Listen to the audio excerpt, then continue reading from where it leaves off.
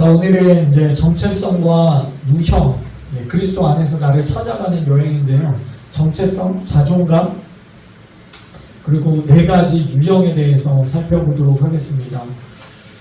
베드로전서 2장 9절 말씀 선포하겠습니다. 그러나 너희는 택하신 족속이요 왕같은 제사장들이요 거룩한 나라요 그의 소유받은 백성이니 이는 너희를 어둠에서 불러내어 그의 기이한 빛에 들어가게 하신 이의 아름다운 덕을 선포하게 하려 하시리라.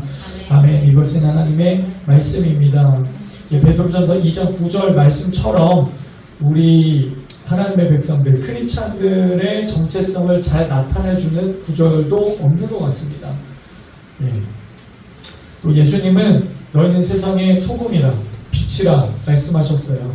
소금이 되어야 된다, 빛이 되어야 된다, 이게 아니에요. 이미 존재 자체로 소금이고 빛이다. 우리의 정체성에 대해서 말씀을 하셨습니다. 우리가 정체성 하면은 여러 가지를 얘기할 수 있죠. 우리는 한국 사람이다, 화민족이다, 여자다, 남자다, 여러 가지 정체성을 얘기할 수 있겠지만 정말 근본적인 것들, 하나님 안에서만 발견이 됩니다. 그래서 정체성은 여러 가지인데 정체성은 내가 찾아가고 발견하는 것이 내가 만들어내는 것이 아닙니다. 내가 선택하는 것이 아닙니다. 동성애자들이 말하는 대로 성별을 내가 선택하는 것이 아니에요. 세상 사람들이 말하는 대로 내가 원하는 직장, 사명, 그것을 선택하는 것이 아니에요. 발견하고 찾아가는 것입니다. 하나님이 내게 주신 것들을 발견하고 찾아가는 것이에요. 자, 동기부여입니다. 당신은 누구입니까? 성격, 성향, MBTI는 상황과 환경에 따라서 조금씩 변화하고 적응해 갑니다. 하지만 변하지 않는 한 가지가 있습니다. 바로 당신의 정체성입니다. 그래서 정체성은 형성되는 것이 아니라 주님 안에서 발견하고 찾아가는 것입니다. 그러면 무엇이 내 정체성을 말해줄까요? 졸업장, 혈통이나 출생, 직업, 회사 카드, 국적, 그에 맞는 답은 오직 하나님으로부터 찾을 수 있습니다. 왜냐하면 하나님이 우리를 지으셨기 때문에. 정체성이라고 하는 것은 변하지 않는 존재의 본질입니다. 거기다 쓰시면 돼요. 변하지 않는 존재의 본질. 변하지 않는 존재의 본질. 변하지 않는 거예요. 하나님이 남자로 창조하셨고 여자로 창조하셨듯 바꿀 수 없듯이 변하지 않는 것이 정체성입니다. 사명도 마찬가지예요. 사명이라는 것은 변하지 않는 존재의 임무입니다. 사명은 변하지 않는 존재의 임무. 정체성과 사명은 모두 하나님이 주시는 것입니다. 변하지 않는 존재의 본질, 변하지 않는 존재의 임무. 사람들은 저마다 정체성을 찾아갑니다. 엄마는 어떻게 태어났어? 어렸을 때는 부모님을 절대적으로 의지하기 때문에 부모에게서 답을 찾으려고 합니다. 부모의 대답이 만족스럽지 못하기 때문에 계속해서 다른 대상을 찾게 됩니다. 그때 주위 사람들로부터 얻어진 여러 가지 명함을 받게 돼요. 넌 똑똑해, 넌 이걸 잘해, 넌 눈이 예쁘게 생겼어. 그런데 부정적인 명함도 함께 받습니다. 너는 키가 작아, 수학 점수가 형편없어, 너는 달리기를 못해, 넌 무슨 혈액형이라 이래서 이래. 이런 명함들은요, 존재가 아닌 성질 쪽으로 올라가요. 비잉이 아닌 두잉 쪽으로 올라갑니다. 그래서 하나님도 이런 나를 싫어하실 거야, 달리기를 못하는 이런 나를 싫어하실 거야, 공부를 못하는 이런 나를 싫어하실 거야, 성격이 이런 나를 싫어하실 거야 라고 그런 성취 쪽으로 올라가면서 하나님에 대한 오해를 갖게 합니다. 우리가 어렸을 때 부모님이나 선생님, 다른 영향력 있는 사람들로부터 얻게 되는 명함들은요 굉장히 강력해요. 어렸을 때 비판 능력이 없잖아요. 그러니까 그것들을 그대로 흡수하게 돼요. 그리고 가장 가까운 사람들, 부모님이나 선생님, 내가 막 존경하고 따르고 싶은 그 사람들에 의해서 받는 명함이기 때문에, 신분증이기 때문에 이런 거짓 신분증은 굉장한 파괴력이 있습니다. 그래서 평생 자신의 정체성을, 진정한 신분증을 찾아가지 못하고 인생을 마무리하는 사람들이 너무나 많아요.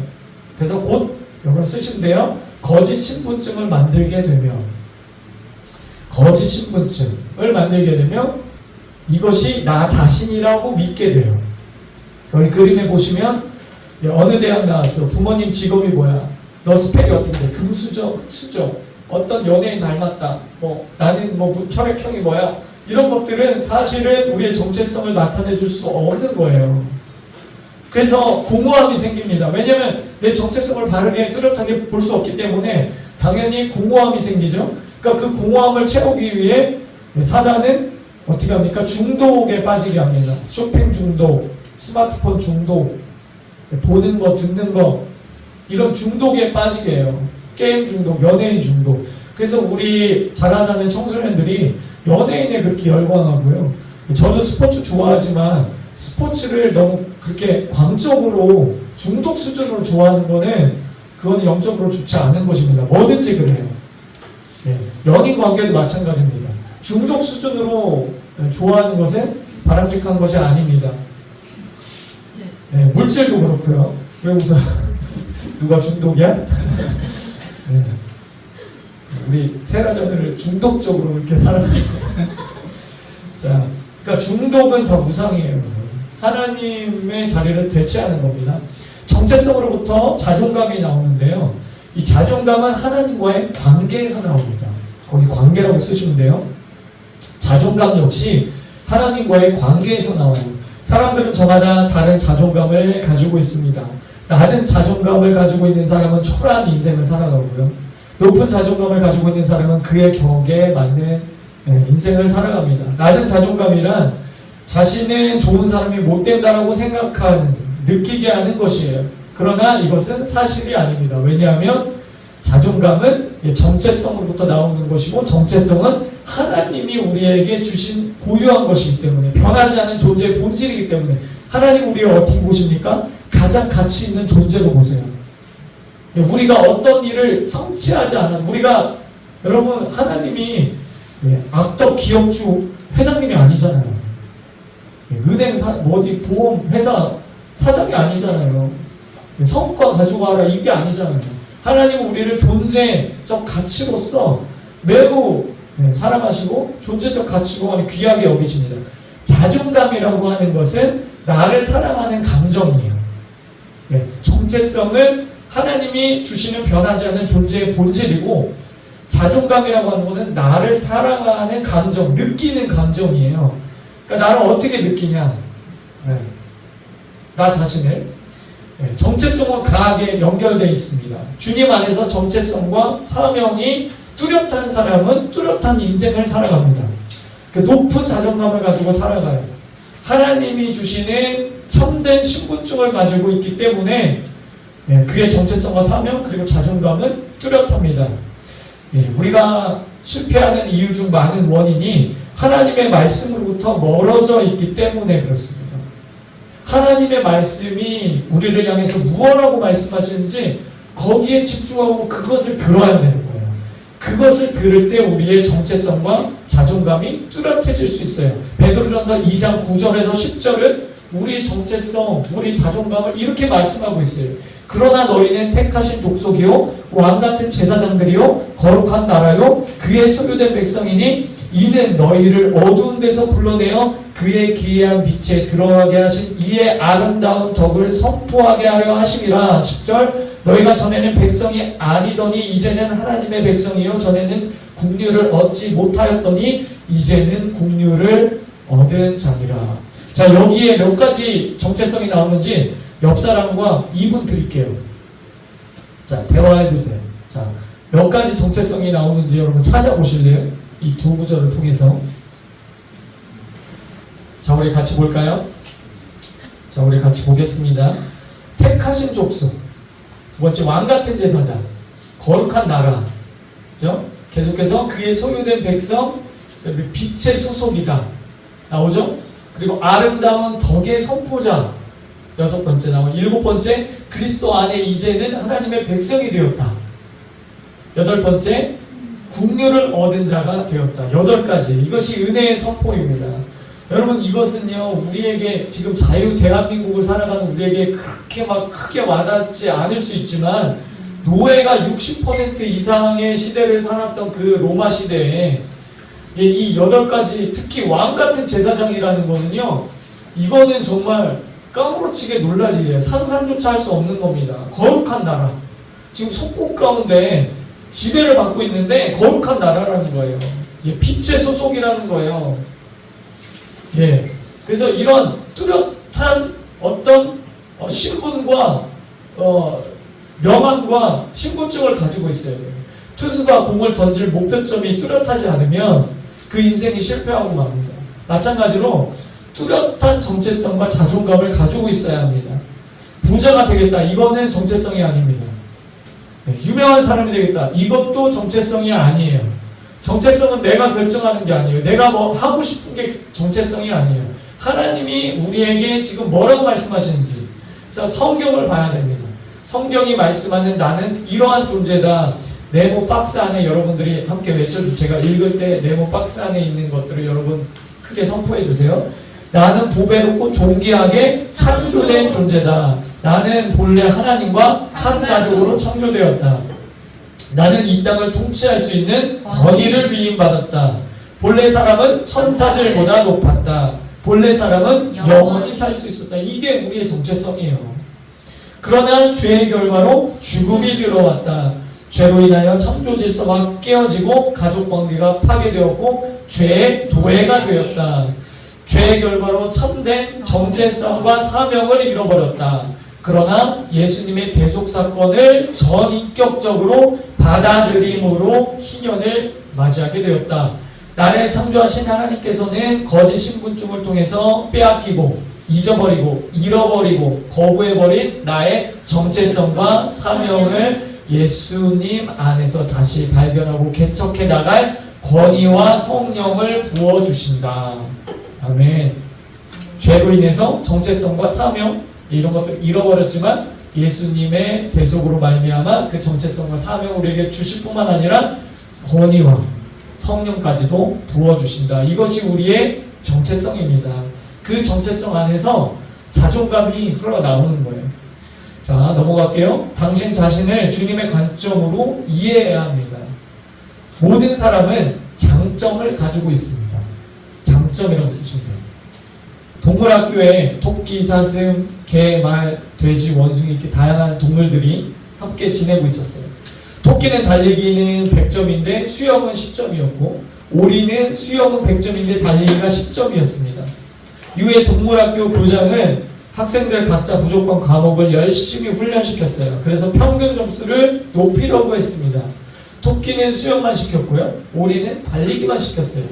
한 달 후에 더 믿을 수 없는 충격적인 결과가 나왔습니다. 토끼는 수영 30점, 달리기 50점으로 평균이 낮아졌고 오리는 달리기 30점, 수영 50점으로 역시 평균이 낮아졌어요. 자, 질문이에요. 이 동물학교는 무엇이 잘못되었나요? 옆 사람과 한번 얘기해 보시죠. 어떤 게 잘못됐죠, 지금? 물론 이게 사실은 현실적이죠. 이런 교육들이 사실 현실적이긴 한데 여기서 이 예화를 든 포인트를 여러분 잘 이해하셔야 돼요. 이 강의에서 포인트. 그러니까 모든 사람은 장점, 그 장점은 무엇입니까? 하나님이 우리에게 주신 재능, 달란트 또는 은사예요. 그것을 하나님이 우리에게 주셨어요. 장점을 주셨는데 하나님이 주신 것에 대해서는 소홀하고 자꾸 다른 사람과 경쟁하고 비교하면서 다른 사람에게 주신 것만 우리가 바라본다면 그런 초점을 잃은 투수처럼 인생을 실패하고 말아요. 하나님께 쓰임받을 수가 없어요. 그렇기 때문에 여러분들에게 주신 장점, 재능, 달란트, 은사 그것이 무엇입니까? 그것을 발견하고 그것을 더 개발시켜야 된다는 거예요. 성경 말씀대로 하나님의 선한 일을 위하여 지으심을 받은 우리가 풍성한 열매를 맺기 위해서 약점은 역시 보완해야 되겠지만 장점을 극대화하고 그 장점을 주신 하나님께 감사하고 그것을 소중히 여기고 그것을 가지고 공동체를 세워나가야 된다. 에베소서 2장 10절 읽겠습니다. 시작. 우리는 그가 만드신 바라 그리스도 예수 안에서 선한 일을 위하여 지으심을 받은 자니 이 일은 하나님이 전에 예비하사 우리로 그 가운데서 행하게 하려 하심이니라. 아멘. 선한 일을 위해서 우리가 지음을 받았어요. 달란트 비유를 통해서 알 수 있듯이 주님은 못하는 것 가지고 우리에게 책임을 묻지 않으세요. 받은 달란트만큼 주님은 우리에게 요구하십니다. 그렇기 때문에 주님이 우리에게 그 장점을 주신 것에 대해서 여러분 감사해요. 그것을 활용하십시오. 자, 역시 마찬가지로 모든 사람은 약점을 가지고 있습니다. 약점이라고 쓰시면 돼요. 아무리 완벽해 보이는 사람도 치명적인 약점 한두 개는 가지고 있습니다. 약점에 대한 우리의 태도는 내가 주님을 신뢰합니다 라고 고백하는 것입니다. 신뢰라고 쓰시면 돼요. 약점에 대한 우리의 태도는 내가 주님을 신뢰합니다. 무엇을 신뢰합니까? 나의 약함을 통해서 하나님의 영광을 드러내게 하실 것을 신뢰하는 거예요. 나의 약함이 강함이 되게 하시고 또는 나의 약함을 통해서 하나님이 영광 받으시고 드러나기 때문에 여러분 우리가 장점만 가지고 그걸로만 하나님께 일한다고 한다면 우리는 아마 교만해질 거예요. 우리는 내가 했다고 했을 거예요. 하나님의 은혜를 더 이상 구하지 않을 거예요. 기도하지 않을 거예요. 겸손하지 않을 거예요. 그러나 우리의 약함을 통해서 주님은 주님의 일을 하시고 주님을 드러내세요. 고린도후서 12장 9절에서 10절입니다. 나에게 이르시기를 내 은혜가 내게 족하도다. 이는 내 능력이 약한 데서 온전하여 지니라 하신지라.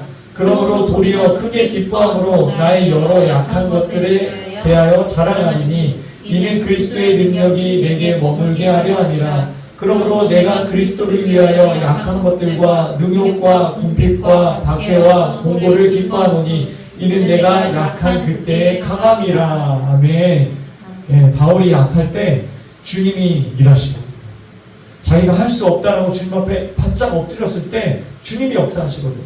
그랬을 때 우리가 겸손해질 수 있고 이것은 내가 아니라 주님이 하셨습니다라고 주님을 찬양할 수 있는 거예요. 그렇기 때문에 우리 약함을 기뻐하시기 바랍니다. 모든 사람은 장점이 있고요. 약점이 있어요. 당신이 잘하지 못하는 것이 무엇이고 하고 싶지 않은 것은 무엇입니까? 한번 적어보세요. 너무 많은데요. 너무 많은데 그냥 다 적어보세요. 하고 싶지 않은 거 적어봤죠? 자, 여러분들이 이게 약함이에요. 이게 약함입니다. 여러분들의 자, 첫 번째 질문에 받아들일 수 있는 부분은 무엇입니까? 동그라미 쳐보세요. 여러분 쓴 것을. 내 모습 그대로 받아들이는 거야. 나 운동 못해. 운동신경 없어. 나의 약함이야 이게. 그거 받아들이는 거지. 내가 받아들일 수 있는 부분. 사실은 동그라미가 다 쳐져야 되는 거야. 그죠?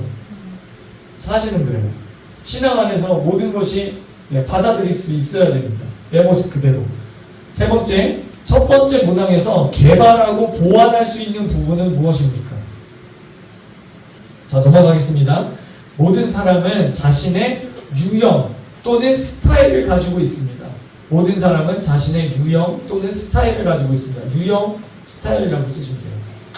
자신이 어떤 유형을 가지고 있는지 발견함으로써 자신의 장점과 약점을 객관적으로 발견할 수 있게 됩니다. 그리고 모든 인간은 하나님의 형상대로 지음을 받았기 때문에 모두가 존귀합니다. 가치가 있어요. 어떤 가치? 예수님 말씀하셨죠. 한 영혼이 온 천하보다 귀하다. 온 우주보다 귀한 거예요. 여러분들의 가치가. 나의 가치가. 여기서부터 높은 자존감이 나와요. 여러분 자신을 사랑할 수 있게 되는 거예요. 이것을 기초로 해야 바른 인권운동이 나올 수 있어요. 그냥 진화론적이고 인본적이, 그러니까 하나님을 떠난 인권운동은 그거는 666 시대를 앞당길 뿐이죠. 사람의 시대를 앞당길 뿐이죠. 창세기 1장 27절에서 28절 하나님이 자기 형상 곧 하나님의 형상대로 사람을 창조하시되 남자와 여자를 창조하시고 하나님이 그들에게 복을 주셨습니다. 자, 여기 개인 유형 조사인데 나를 가장 잘 설명한다고 생각되는 표현에 표시를 하시면 됩니다. 하나만, 4개 중에 하나만. 그렇죠. A, B, C, D 4개 중에 하나만 표시하고요. 밑에 이제 점수 집계표가 있어요. 거기다 이제 동그라미 치시면 돼요. 자, 1번만 같이 해볼게요. 절제하는 강력한 꼼꼼한 표현력 있는 길게 생각하지 말고 자 동그라미 쳐요. 그럼 내가 C에다 했다. 그러면은 점수표에 C를 찾아서 동그라미 치는 거예요. 매번 달라 이게. 자, 24가지 문항인데 5분 드리겠습니다.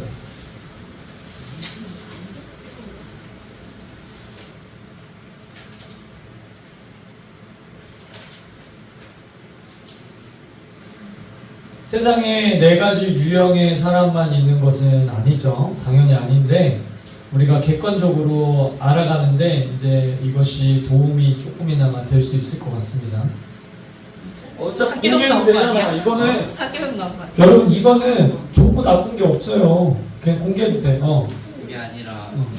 주도형 빼고 사교형, 안정형, 신중형이 전. 잠깐만 여러분 이거 좀 들어주세요. 상대방이 어떤 형인지도 알아야 돼. 일로 와. 옆판 질러. 자, 뭐예요? 저는 주도형만 3개고 나머지는 다 7개로 똑같아요. 아, 했어요? 저는 주도형이 11 나왔고 그런 거 같았어. 안정형이 6 나왔어요. 나 세라랑 주도형일 거. 저도 그- 저는 안 봐도 주도형. 그다음 세라랑 목사님 주도형. 아니 나도 얘기할게. 주도형이랑 신중형이죠. 그러니까 주도형이 더 높잖아. 이노보다 주도형 나오는데 생각보다 그거 안정형 모르겠다. 안정형 거의 비슷해. 저는 주도형 하나도 없고요. 회사님 막 이렇게 아니야 농담이야.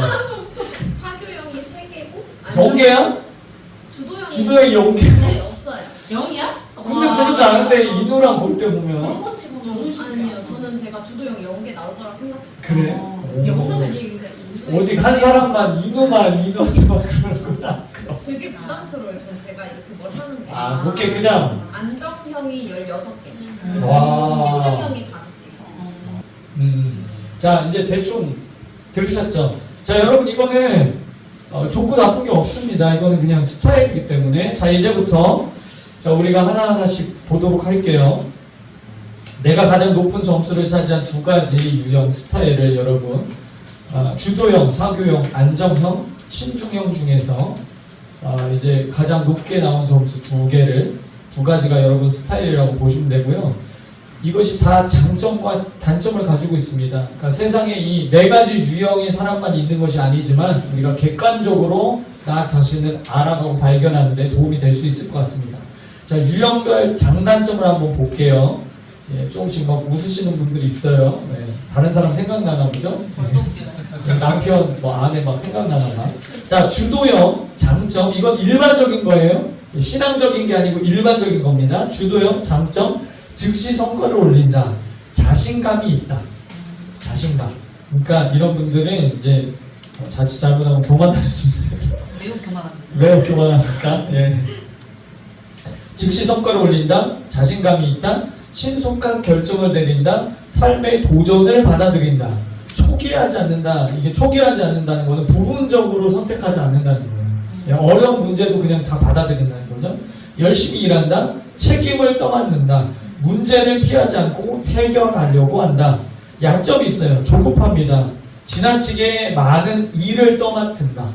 희생하려고 하는 부분들이 있어요. 왜냐하면 자기가 주도해서 그 일을 하다 보니까 일을 떠맡는다. 다른 사람에 대해 무관심하다. 왜냐하면 그 목표 지향적인 사람이기 때문에 그 목표를 향해서 막 달려가다 보면 주변 사람들이 안 보일 때가 있어요. 그런 것들을 이해해줘야 돼. 이 주도형인 사람들이. 그러니까 보이지 않는 거지. 그러니까 안 보려고 안 보는 게 아니라 보이지 않는 거야. 자, 세부 사항을 무시한다. 왜냐하면 목표 지향적인 그 목표점에 도달하기 위해서 가지치기 하는 거예요. 자, 위험 부담과 경고를 관가한다. 제한받는 것을 참지 못한다. 융통성이 없고 고집이 세다. 사람들에게 너무 많은 요구를 한다. 자, 사교형입니다. 장점, 낙관적이다. 인간적이다. 표현력이 좋다. 다른 사람에게 설득을 잘하죠. 즐거운 분위기를 만든다. 이런 분들은 영화를 봐도 주도형이나 안정형들은 그냥 내용이 있어야 돼요. 이 영화는 내용이 없어. 어떻게 된 게 스토리가 없어. 그러면은 재미없어요. 근데 이런 사교형은 재미만 있으면 돼. 액션 팍팍 터지고요. 막 웃기고 그러면 그 영화 내 인생에서 최고의 영화죠. 이렇게 되는 거예요. 즐거운 분위기를 만들고 외향적이고 사람을 잘 사귄다. 좋은 인상을 준다. 열정적이다. 약점은 일의 마무리가 부족하다. 무리하게 약속을 한다. 너무 말을 많이 한다. 교묘한 말로 설득한다. 충동적으로 행동한다. 능력에 대한 평가를 과대하게 한다. 급하게 결론을 내린다. 급하게. 그러니까 신중형들이 볼 때는 굉장히 답답한 사람들이죠. 결과에 대해 지나치게 낙관적이다. 자, 안정형 장점입니다. 협조적이다, 꾸준하다, 쉽게 동의한다, 작업 수행이 안정되어 있다, 충성스럽다. 충성스럽다, 대인관계가 원만하다, 남을 잘 섬긴다, 다른 사람의 의견을 잘 들어준다. 약점은요, 급격한 변화를 꺼낸다. 두려워하죠. 나야. 그러니까 이런 분들은 갑자기 이민 가자 막 이러면은 굉장히 힘들어요. 어디 이사 가자 막 직장을 남편이 갑자기 바꾼다 그러면 굉장히 불안하고 초조해하고. 이거 너무 맞췄어. 네. 힌트 뭘 급격한 변화를 꺼린다, 갈등을 회피한다, 지나치게 관대하다, 감정을 잘 표현하지 않는다, 일을 미룬다, 피동적이다. 남의 말에 의해서 움직인다는 거죠. 저 사람 얘기하면 저 사람 얘기가 맞는 것 같고, 이 사람 얘기하면 이 사람 말이 맞는 것 같고. 그러니까 이런 안정형들을 볼 때, 다른 형들이 볼 때 답답한 거지. 너는 왜 다른 사람 그렇게 줏대 없이 이렇게 되는 거예요? 우유부단하다, 정해진 기간에 일을 마치기가 어렵다. 신중형, 장점, 정리정돈을 잘한다, 철저하다, 유능하다, 외교적 수완이 좋다, 자기 훈련을 잘한다, 분석적이다. 신중하게 어떤 것을 분석하고 파고들고, 그렇기 때문에 정확하죠. 사람이 정확하다. 높은 기준을 가지고 있습니다. 약점은 지나치게 조심스럽다. 어떤 사람은 자동차 바꾸는데 일주일이 안 걸려요. 하루도 안 걸려요. 근데 이런 사람들은 조심스럽기 때문에 자전거 하나 바꾸려도 한 달 걸려요. 자발성이 약하다. 세부적인 일에 얽매인다. 의심이 많다. 일하는 방법에 융통성이 없다. 비판에 예민하게 반응한다. 비판. 자기가 이렇게 분석해서 정확하게 이렇게 짝짝짝 해서 꼼꼼하게 딱 일 처리했는데 누가 딱 비판하면 신경이 나는 거지. 그러면서도 비판하기를 좋아한다. 비관적이다. 이렇게 됩니다. 자, 4가지 유형을 우리가 살펴봄으로써 3가지 유익을 기대할 수 있어요. 자, 첫 번째, 우리는 자신의 유형을 이해함으로써 하나님께서 나에게 주신 이 모습 그대로, 창조하신 모습 그대로를 받아들이게 됩니다. 이것이 우리의 정체성과 자존감을 높여줄 것입니다. 하나님의 눈으로 나를 보게 돼요. 따라해보겠습니다. 하나님의 눈으로 나를 보는 것. 예. 하나님의 눈으로 나를 보게 돼요. 그러니까 장점은 감사하고 개발 더 극대화시키고, 약점은 아까 우리가 체크했었죠. 하기 싫은 거, 못하는 거, 주님께 맡기고, 아니면 개발하든지. 교회 안에 다양한 장단점이 있잖아요. 내 단점이 다른 사람은 장점이 될 수 있잖아요. 그럼 그 사람 시키면 돼. 사실은. 근데 막 나서서 내가 못하는데 막 그냥 하려고 하는 사람도 있어. 교회 안에 보면 그런 분들이 있어요, 없어요? 교회 안에 꼭 있어. 그러면 안 된다.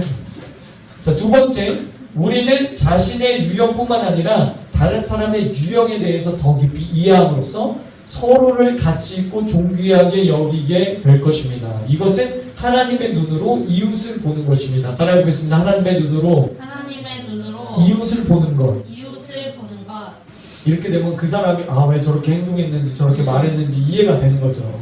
3번째 유익은 하나님께서는 나와 다른 유형의 사람들을 나의 삶의 지경 안으로 들어오게 하셔서 서로 다르다는 것을 인정하고 받아들이고 그들을 배려하고 사랑할 수 있는 기회를 주십니다. 여러분, 부부가 다른 유형이잖아요. 유형이 다르잖아요. 하는 거 보면 답답하죠. 시합 짜는 거 가지고 싸우려고 하잖아요. 그러면 상대방이 볼 때는 답답한 거야. 예, 그러니까 하나님은 이 자기의 삶의 필드 안에 다른 유형의 사람들을 들어오게 하셔서, 교회에서도 맞아요. 교회 식구들끼리도 너무 깊어지고 가까워지고 같은 셀, 같은 목장 안에 있으면 그 사람의 약점이나 부족한 것도 보이잖아요. 그랬을 때 시험 들면 안 돼. 저 사람은 저런 단점이 있구나, 저런 약점이 있구나 하고서 우리가 보완해주고 사랑해주고 배려해줄 수 있어야 됩니다. 이것을 사랑의 이중계명의 실천. 따라해보겠습니다. 사랑의 이중계명의 실천. 예, 첫 번째는 하나님 사랑, 2번째는 내 이웃을 내 몸같이 사랑하는 것. 이웃사랑. 이 사랑의 이중계명을 실천할 수 있게 됩니다. 그래서 우리가 이런 유익, 3가지 유익이 있기 때문에 지금 해본 거예요. 그래서 이 4가지 유형, 주도형, 사교형, 안정형, 신중형이 이제 여기서 끝나면 안 되죠. 이거는 세상에서도 할 수 있는 거죠. 그래서 우리가 성경의 인물들로 우리 한번 알아보도록 할게요. 바울은 주도형이었습니다. 바울은 자신에게 목표 지향적인 삶을 살았습니다. 바울은 단도직입적이고 지시적이었습니다. 바울은 매우 논리적이며 설득력 있는 토론자였습니다. 바울은 자신의 행동에 대해 결단력이 있었습니다. 물론 이 결단력은 주님에 대한 확신에서 오는 결단력이었죠. 그러니까 바울의 이런 기질이나 성형이나 스타일 유형을까지도 하나님이 고려해서 그를 부르셔서 그 시대에 복음을 전하도록 한 거예요. 그래서 바울이 체계적으로 주도적으로 선교 활동을 하고 교회를 돌보고 영혼들을 케어하고 또 신학적으로 그것들을 탄탄하게 만들고, 주도형은 변화를 즐깁니다. 주도형에게 가장 이상적인 환경은 그에게 리더십이 주어질 때이다. 주도형은 그의 방식으로 일하기를 원합니다. 물론 이게 그리스도 안에서 하나님의 방법이 돼야 되겠죠. 주도형이 가장 두려워하는 것은 리더십을 상실하거나 모험이 없는 삶입니다. 항상 뭔가 새로운 것, 어떤 목표가 있어야 돼요.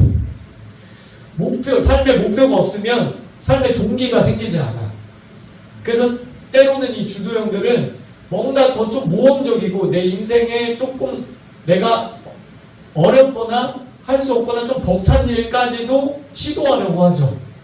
그것이 자기의 삶의 동기가 유발되도록 하는 겁니다. 자, 사교형은 베드로 형님이에요. 베드로는 복음을 위해 다른 사람에게 영향을 끼치고 싶은 소원이 있었습니다. 베드로는 불가능한 것을 믿었고 기꺼이 위험을 감수했습니다. 베드로는 긍정적인 사고방식으로 자신이 감당할 수 없는 약속까지도 했어요. 베드로는 감정적이었고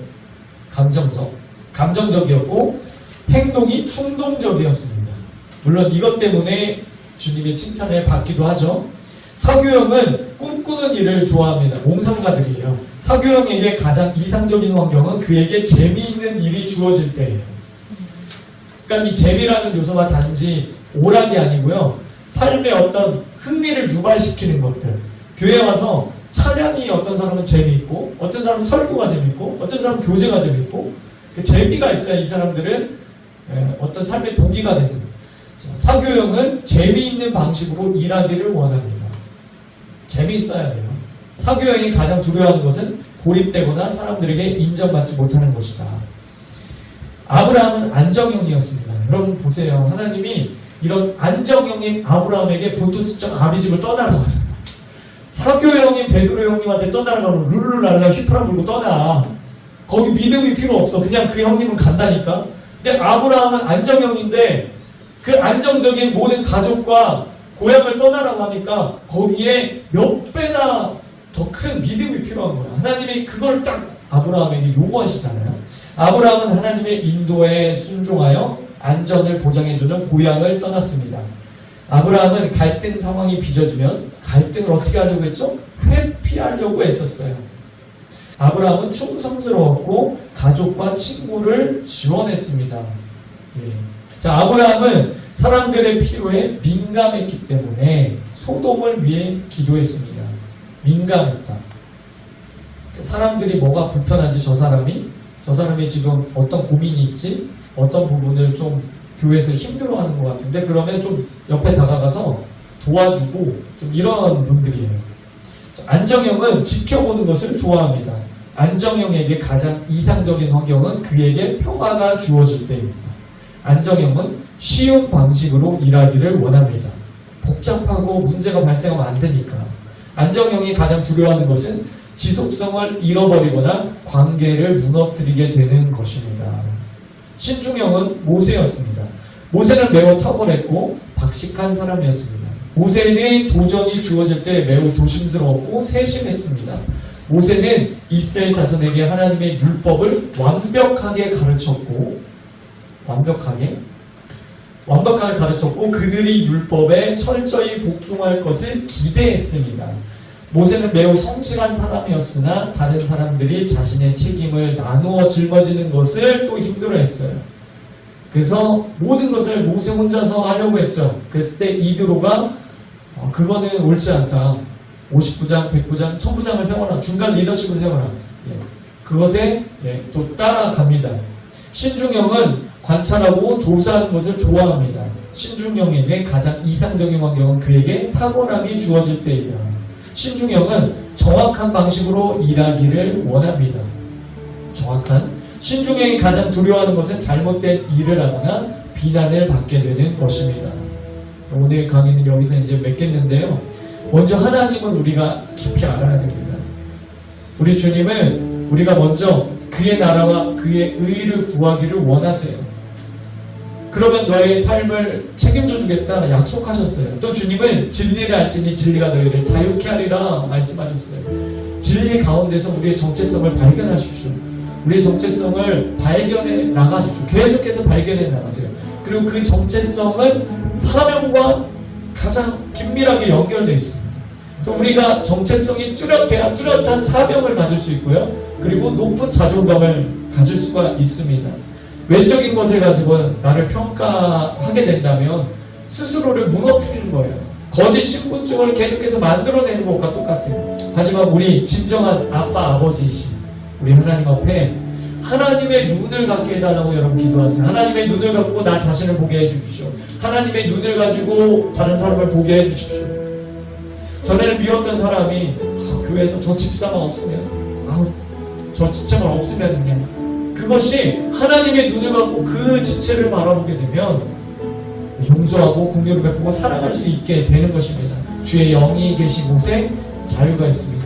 4가지 유형 중에 나는 바울이 되고 싶은데 나는 왜 아브라함이야? 난 모세가 되고 싶은데 난 왜 베드로야? 그러지 마시고요. 여러분 자신의 유형을 사랑하세요. 하나님이 여러분들에게 그것을 주신 거지. 그리고 여러분 자신을 사랑하고 또 다른 이웃을 사랑할 수 있는 그런 눈을 갖게 해달라고. 그래서 높은 자존감 가운데 살아가게 해달라고. 이 높은 자존감은 그냥 나리시시즘, 자기 의가 아니에요. 자기 애는 나쁜 게 아니에요. 자기를 사랑하는 건데 나쁜 것이 아니거든요. 근데 그 자기 애가 나르시시즘이 될 때 그냥 자기가 전부인 것이 될 때 그것은 우상이 되는 거죠. 그래서 그리스도 안에서 자기 애는 좋은 겁니다. 건강한 거예요. 자기 애가 없으면요 정신병자예요. 치료받아야 돼요.